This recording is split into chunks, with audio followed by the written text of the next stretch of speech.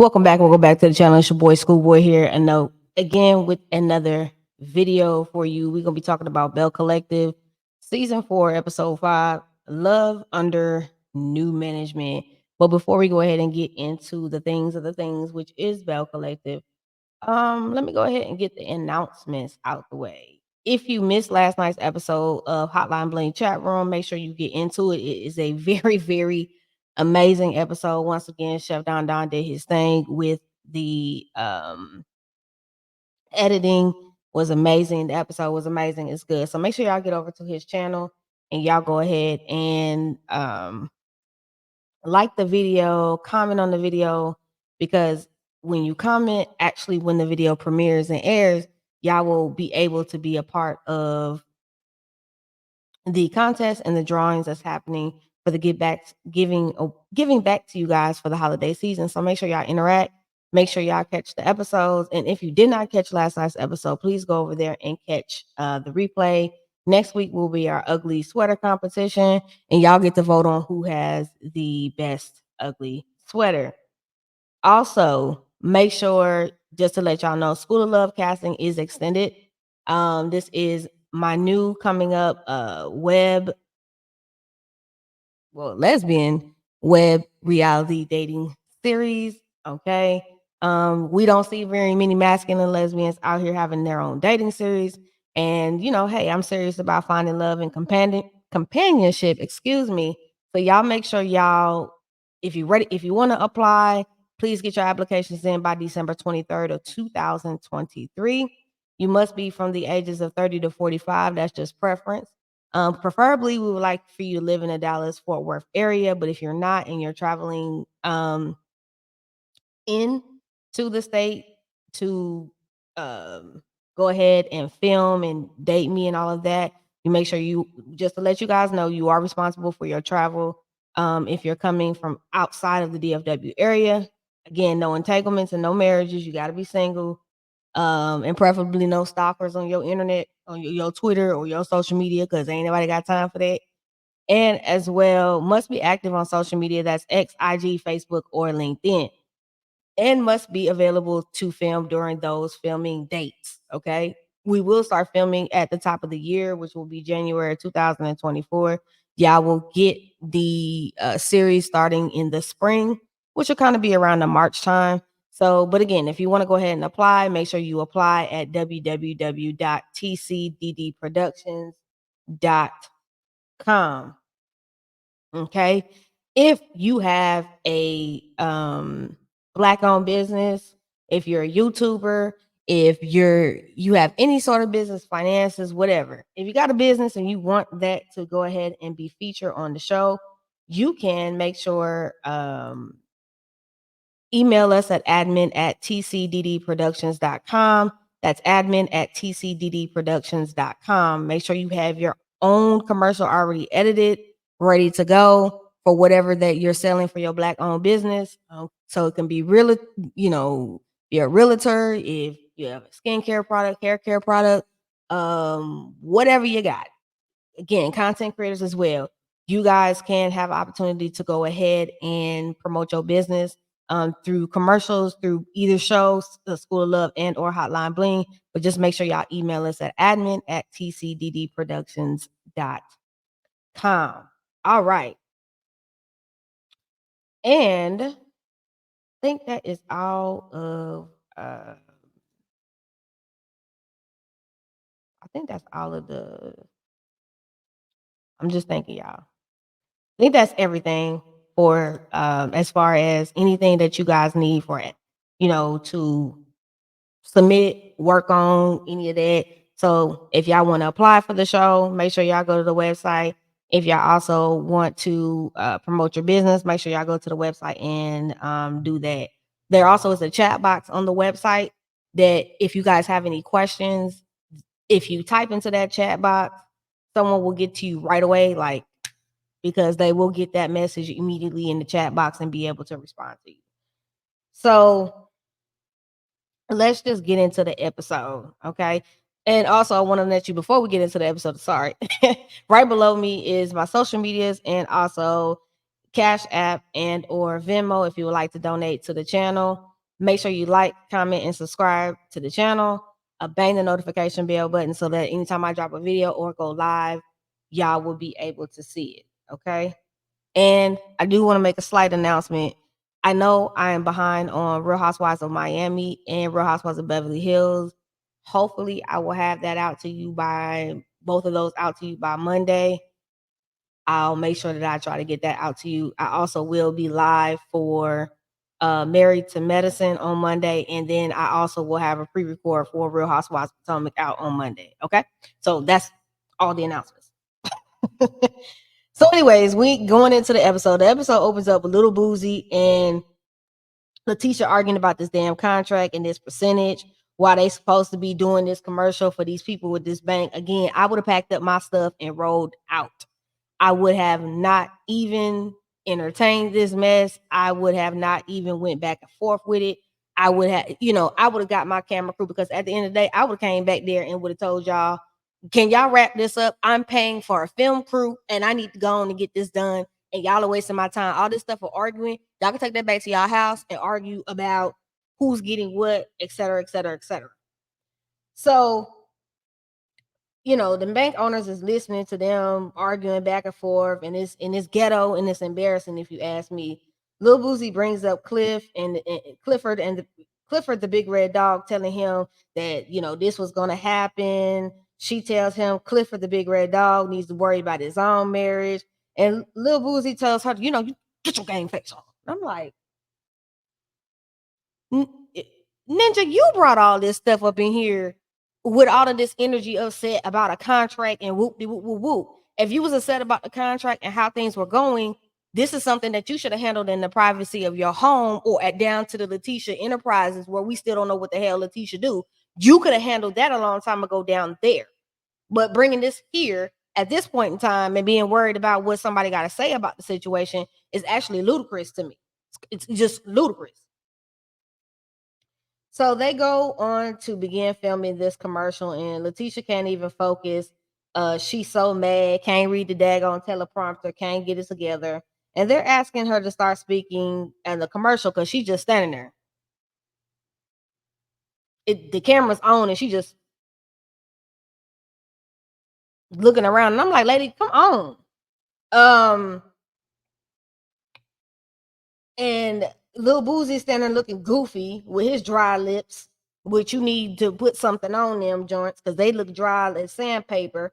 And their acting was horrible. It was worse than like a Tubi movie. I was just like, I would have scrapped the whole commercial after this. After I would have watched that back and tried to have them folks edit that and saw what that looked like, ain't no way I would have put that out. But that's just me. The next scene opens up with Akeisha, and she has the kids in the scene, and her kids are so cute. They're trying to work she's trying to work and make some calls. She's waiting on Willie to talk business with him.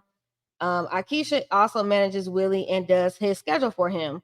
Willie comes in and the kids are all over him, which is like so cute. He tells Akeisha he has some speaking engagements to do, and she says, forward them to her so she can kind of figure out his schedule. They talk briefly about Paris Street, and he says you have more things organized, and it was moving forward when we weren't here and we were in Jersey. And she says, yeah, that's because I wasn't here and I'm here now. And then Willie says, well, I'm just saying, we are moving better as a family unit when we are all together and we're not separated in two different households. Willie said he just doesn't like Mississippi and how slow it is, and I get it. When I moved here to Texas from living in Baltimore for 10 years, it's like there's no sense of urgency with people in the South. Their mindsets are totally different from people on the East Coast. It's just a different nature of the beast, and I still haven't gotten used to it 10 plus years of living here.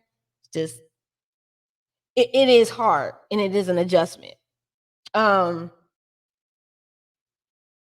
so I get it.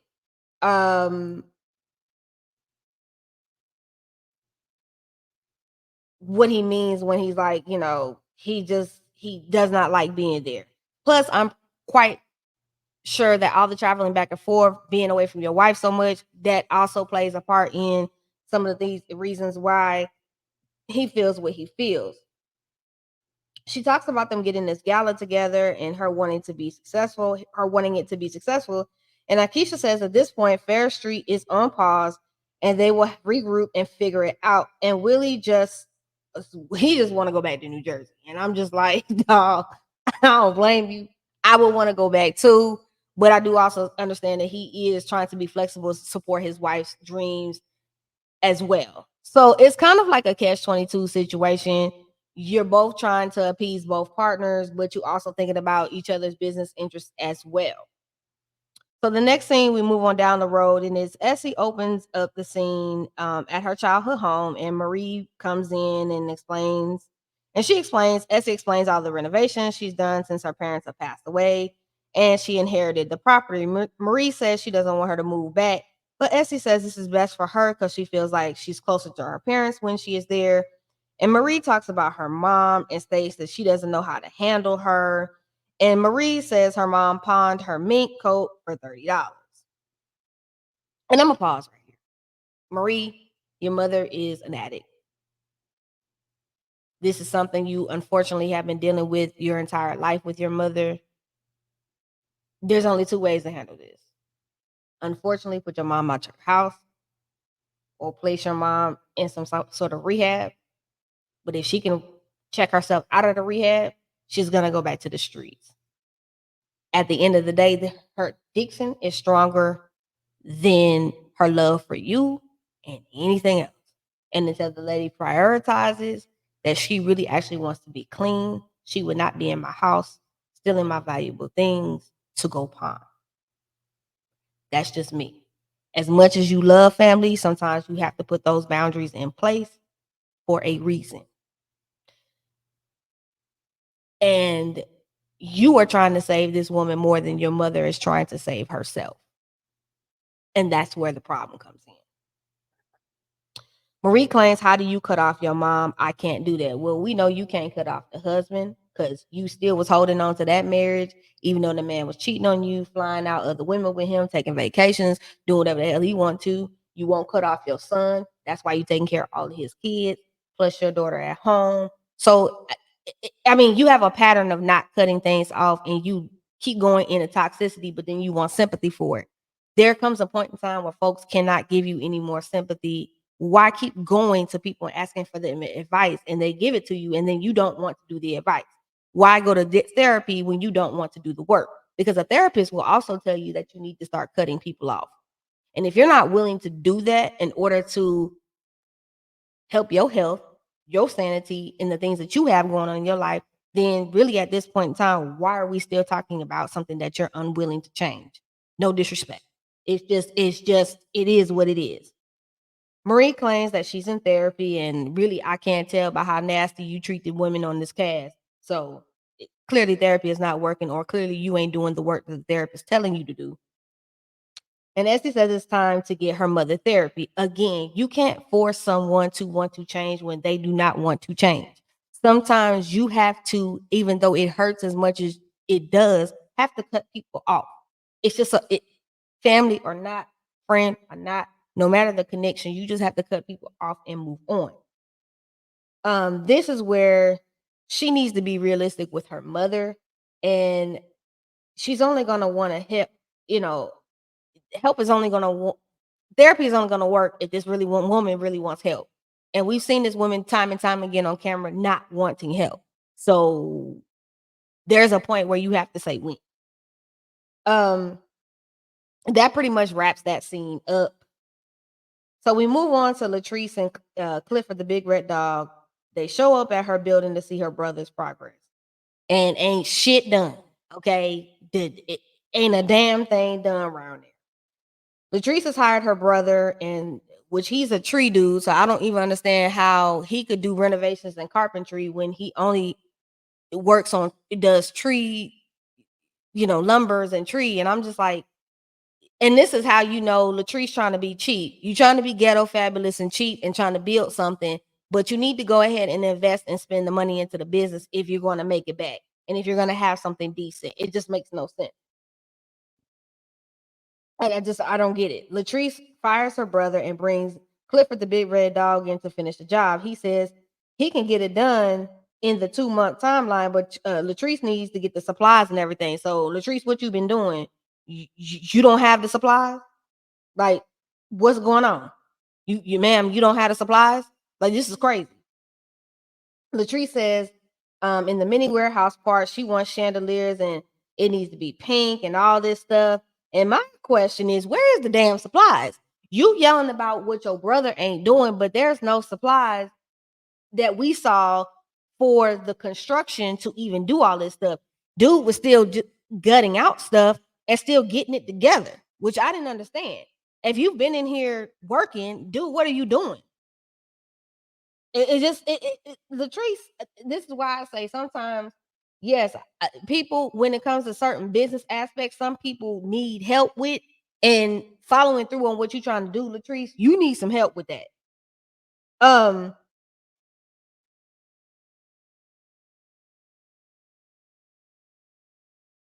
Clifford, the big red dog, said that's some hood shit with them damn chandeliers in that mini warehouse. And I agree with him. That's some ghetto ass hood shit. And at the end of the day, you better hope that chandelier never falls or hit nobody, or somebody's in there working, grabbing something off a shelf and they don't hit their head on it. To me, that's an accident waiting to happen. But I know you gonna go ahead, do it, and be ghetto fabulous with a damn chandelier inside the mini warehouse. Clifford the big red dog says, where are the plans? Again, Latrice, you want somebody to fix all this stuff up, but you have no plans, no specs, no blueprints of what you want any of this stuff to look like, but you want somebody to do this. He said, where's the notepad with all the things that you want so I can execute it? He said, I can't execute it if you ain't got no plan. Now I'm with you when you write Clifford the big red dog. And at this point, you was right on this.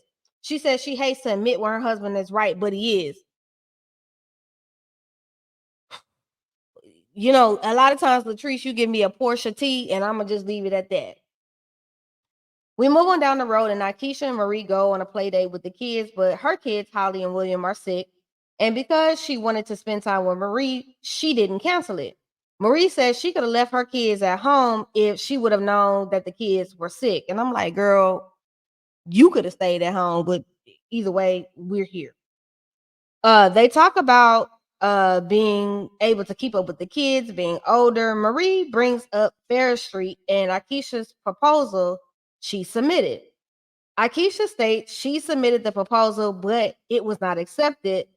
The JRA group wants to meet with her, and they have a proposal for her that they want her to still be involved with, but what they want to do is revitalize it as well. So they have the same vision, but in the end, the vision is, not the same. Okay. And we do see later on in the episode, she does say that she wanted to buy an entire block.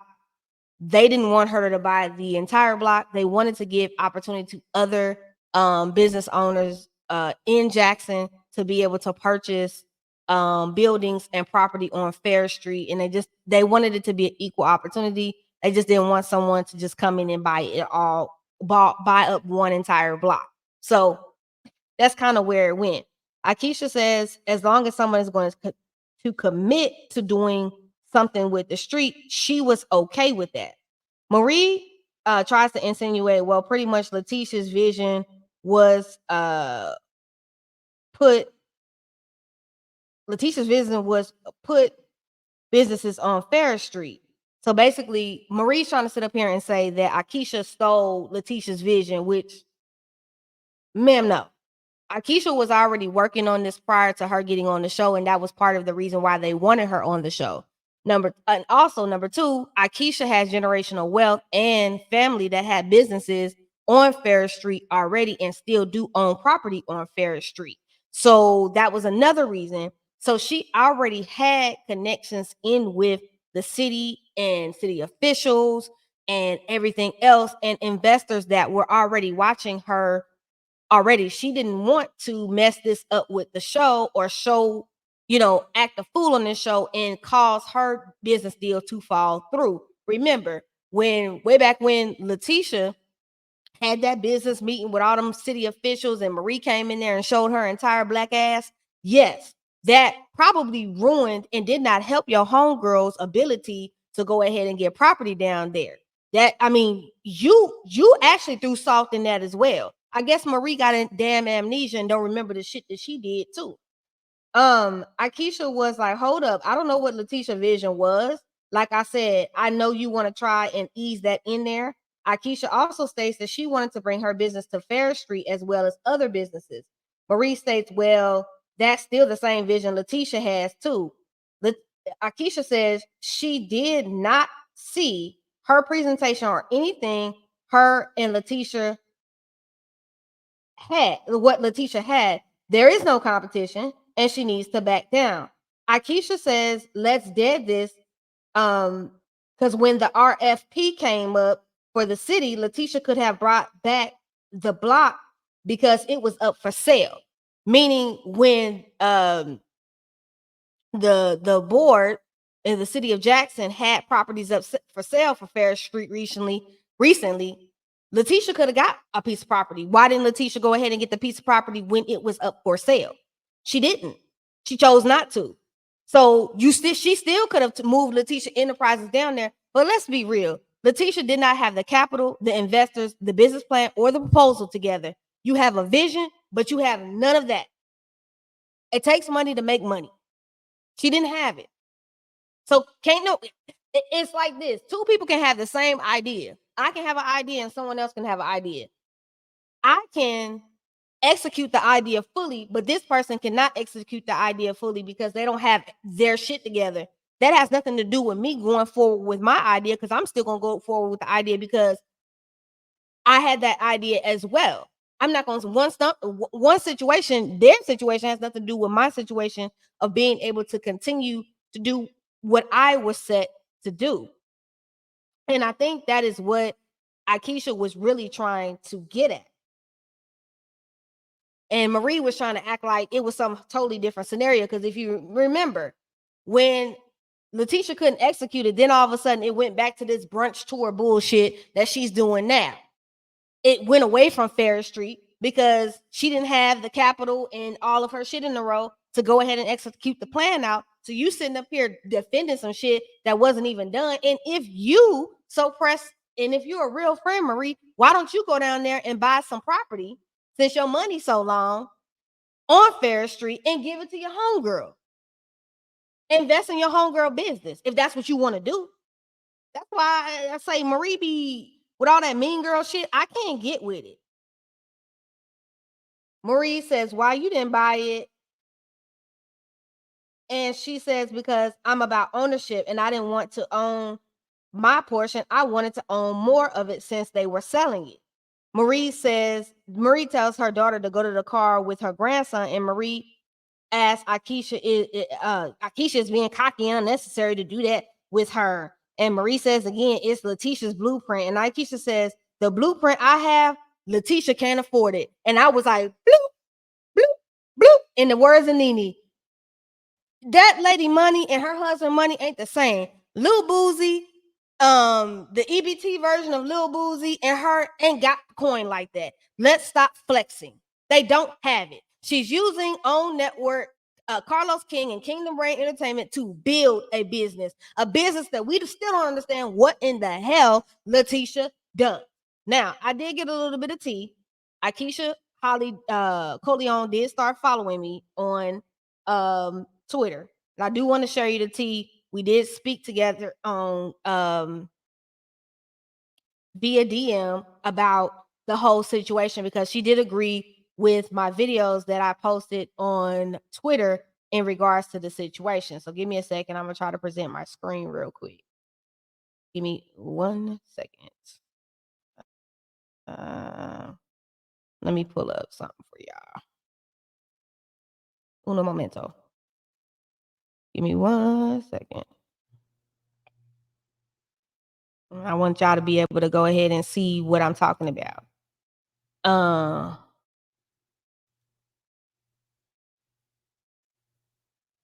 Okay. So give me 1 second. Give me 1 second. Let me present my screen to y'all.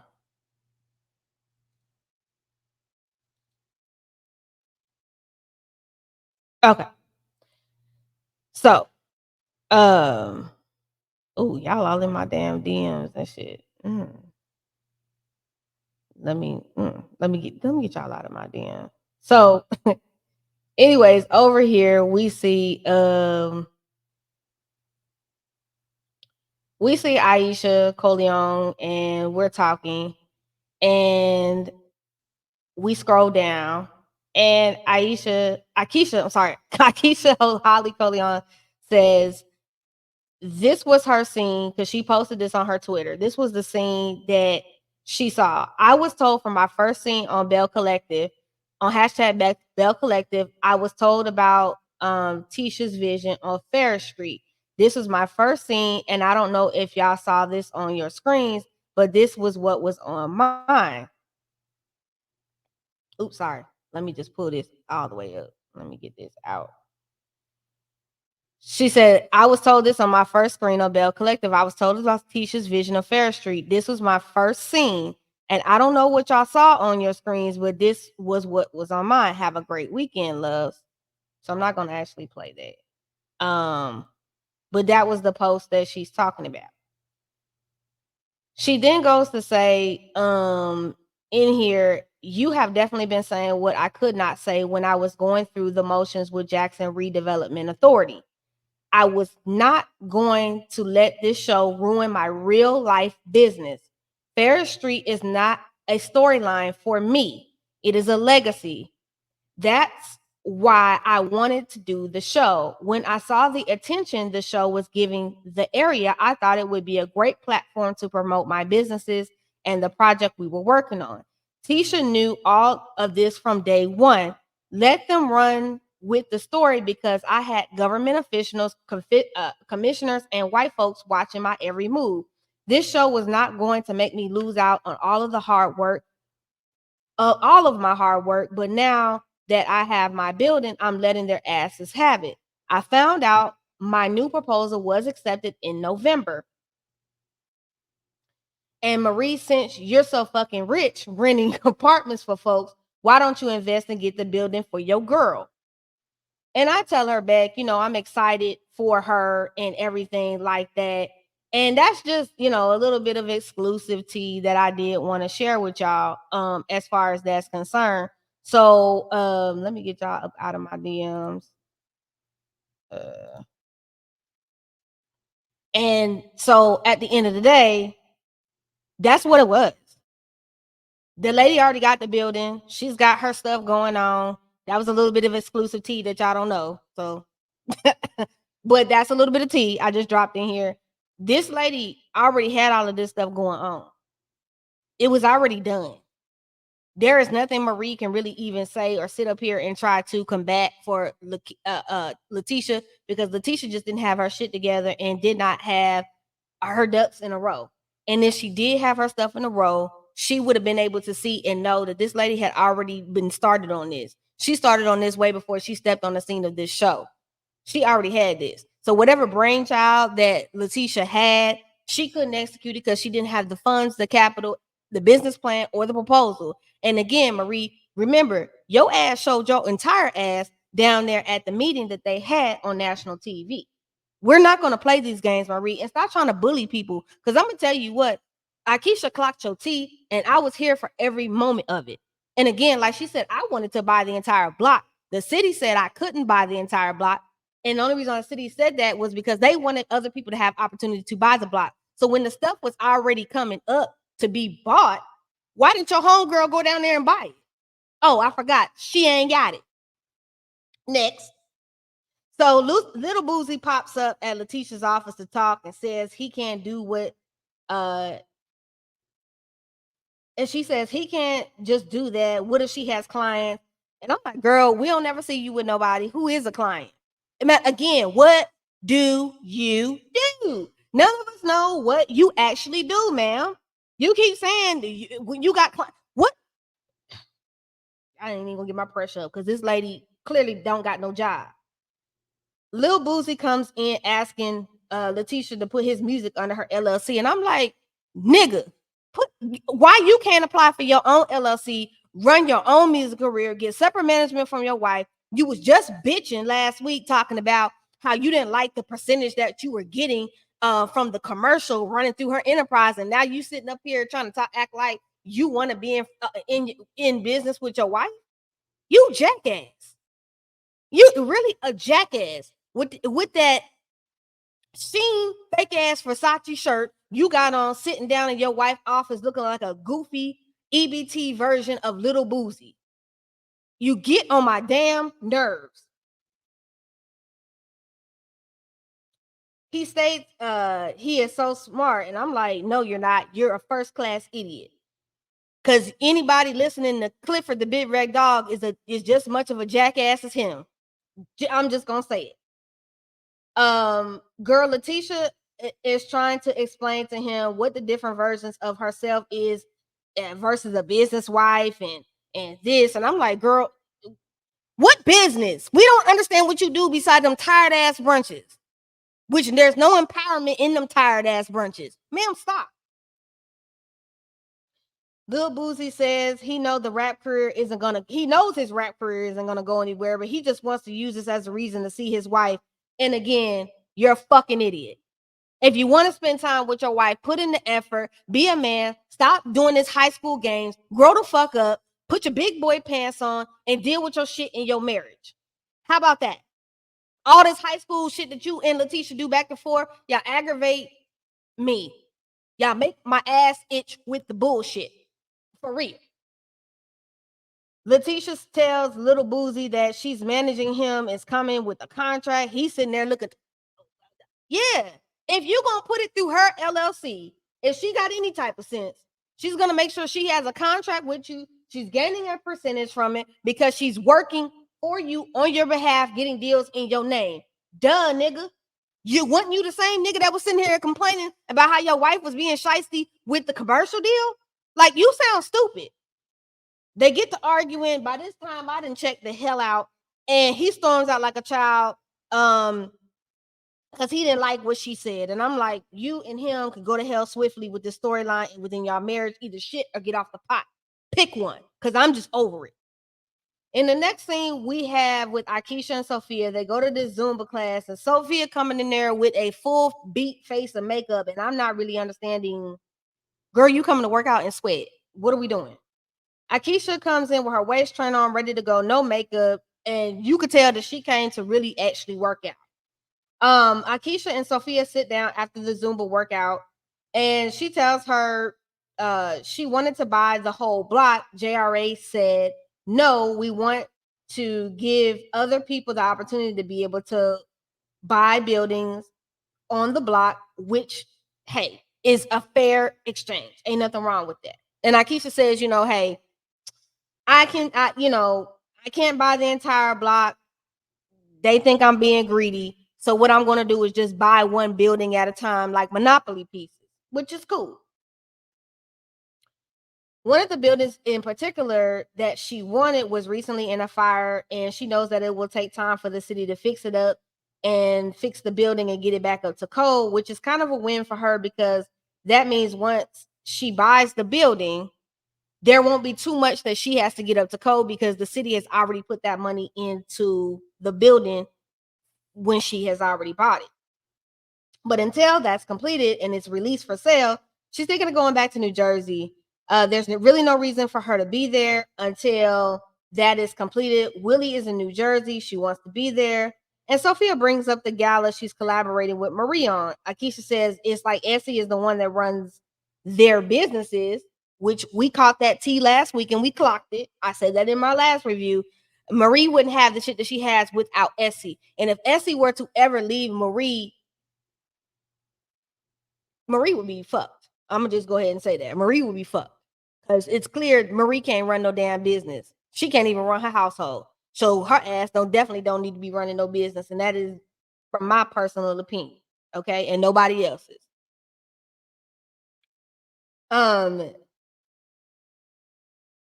So Sophia she also states that, it seems like Essie is the one that also has a lot on her plate as well, trying to plan this gala because Marie is not helping at all. She says, I came in to help and donate, but Marie doesn't know anything that's going on. So I'm just going to have to meet with Essie on the side because Marie just doesn't know what she's doing. That way she can go ahead and figure out what needs to be done because the ticket prices, they don't have that. The tables, they don't have that stuff established. They don't have the menu established. There's many things that are not even established. And Marie can't answer no damn questions on shit because she don't know shit. So we swing past that, and after that, see Latieshia and Marie go out for drinks, and this is the last scene. Latieshia looked like a goddamn glittered disco ball. If you put on one more goddamn bodysuit and your body is not for that bodysuit, I'm gonna fucking scream. You and goddamn Marie love a bodysuit and the body ain't bodying. I'm sorry. Stop it. It's not flattering your body. It looks terrible. And you then don't even want to put no waist nothing underneath it, to no girdle, no nothing to try to help cover up what you got. And it's just, I can't. So Tisha and Marie go out for drinks, and she hasn't seen Lil Boosie since he left for the tugboat this morning, and they had the argument at her office the next day. All of a sudden, Lil Boosie comes in the scene mic'd up, and they're all shocked as if, as this is a shocker. And I'm gonna tell you something. Let's keep it $1.50. On my show, we will have call times. On all of these shows, people have call times. You get emailed, or however they do with your call time, the date, the time for you to show up, and etc. This man is not just showing up to be showing up to shit, and y'all acting all irritated and pissed. He got a fucking mic on, man. He was sitting here because this was his call time to show up. Stop it. Carlos King, Carlisha King, Carlotta King. Stop with the bullshit. Okay? Stop. And it's all this fake fuckery and fool la la. So, okay. So,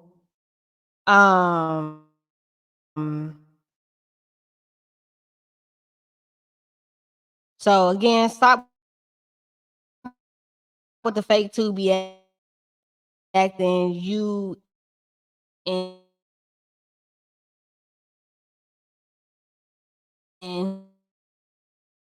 him, he claims he came in the confessional. He claims that he came to say he was sorry.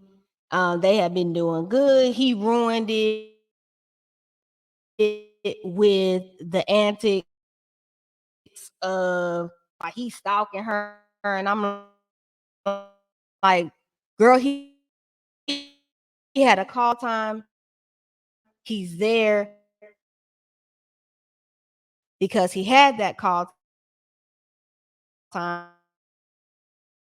and that's why the man showed up to the scene. Okay. Marie with all the theatrics. And I'm just like, maybe. Okay. Marie calls him insecure, and Lil Boosie calls Maria a hemorrhoid in his ass. And Marie gets up and tells Latieshia next time she invites her out, make sure her life is turned off 360. And you know what? Marie, misery loves company, and you want to run everybody's life, Down Productions presents except for what's going on School in your of Love Bombing, a new LGBTQ web reality series in the big city of Dallas, Texas.